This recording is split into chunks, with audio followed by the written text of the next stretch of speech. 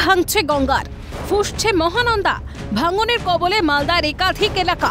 পূজার মুখে কি এবার মাথা গোজার ঠাইটুকুনিও গিলে খাবে? গৃহহীন হওয়ার আশঙ্কায় কোনো মতে কাটছে দিন। নদীর গ্রাসে ইতিমধ্যেই চলে গিয়েছে মানিকচকের গোপালপুর। নদীগর্ভে তলিয়ে যাচ্ছে জমিও। প্রাণ বাঁচাতে কি এবার তবে ভিটে ছেড়ে অন্যত্র চলে যাওয়া ছাড়া কোনো উপায় রইল না। ইংরেজবাজার সহ একাধিক এলাকার বাসিন্দাদের পিছু ছাড়ছে না দুশ্চিন্তা।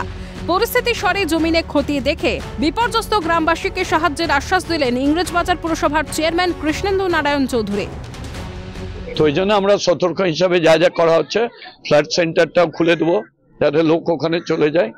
আর মাননীয় মুখ্যমন্ত্রী ডিএম সাহেবকে অনুরোধ করেছেন যে তিনি যাতে এই ফ্লাড যারা এফেক্টেড তাদের রিলিফ দেওয়ার জন্য, সেটাও আমরা ব্যবস্থা নিচ্ছি। ভীষণ জল বাড়ছে, মানে আমাদের আর উপায় নেই, ঘর ছাড়তেই হবে আমাদেরকে, মানে আমাদের জিনিসপত্র সব ভেসে যাবে এরকম হয়ে গেছে। বন্যা দুর্গতদের ত্রাণ, ত্রিপল এবং অন্যান্য প্রয়োজনীয় সামগ্রী প্রদানের ব্যবস্থা করার আবেদন করা হয়েছে। খুব শীঘ্রই পরিস্থিতি মোকাবিলার যাবতীয় ব্যবস্থা গৃহীত হবে, জানালেন দক্ষিণ মালদার বিজেপির সাধারণ সম্পাদক অমলান ভাদুরী। কাকুলি দিয়েছেন, কিষানদা এসেছেন, ওরা দেখে যে গোটাটা নদী ঘোরাঘুরি করছে, দেখছে। এখন ওনারাও বলছে যে আমাদের কোনো রিস্ক নাই, আপনারা তাড়াতাড়ি ব্যবস্থা করে মাল টাল বের করে নেন। কোথায় যাবেন? এখন যাব, ওনারা ঘর করে দিচ্ছেন ডিএসএর মাঠে ওখানে।